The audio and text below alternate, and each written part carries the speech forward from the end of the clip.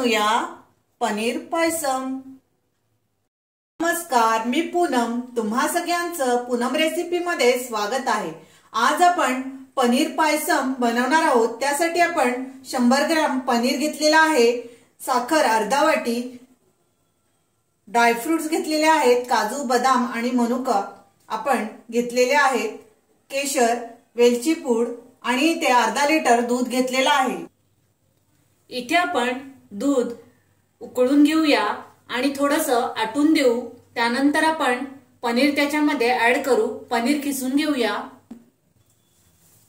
पनीर आपण किसणीवर किसून घेतोय।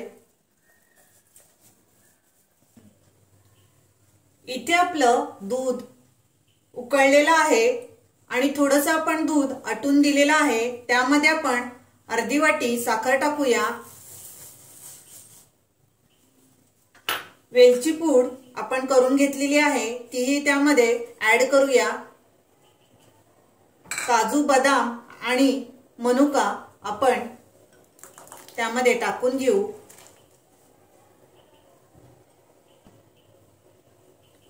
इथे आपण केसर घेतलेला आहे, केसर आपण टाकून घेऊ।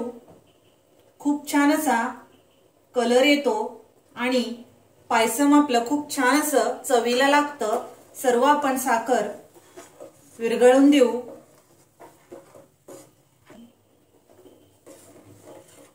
इथे आपण 5 मिनिटं चांगलं बॉईल करून घेतलेलं आहे। बघा, खूप छान असा केशर टाकल्यानंतर कलर आलेला आहे।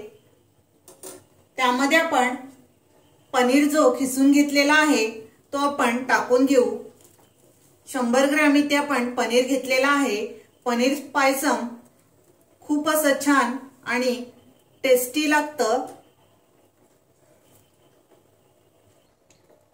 पनीर टाकून घेतलेला आहे। आता आपण 5 मिनिटं बॉईल करून घेऊ।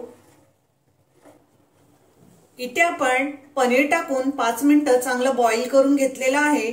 बघू शकता पनीर पायसम आपलं तयार झालेलं आहे। त्यामध्ये 1 चमचा आपण साजूक गाईचं तूप टाकून घेऊ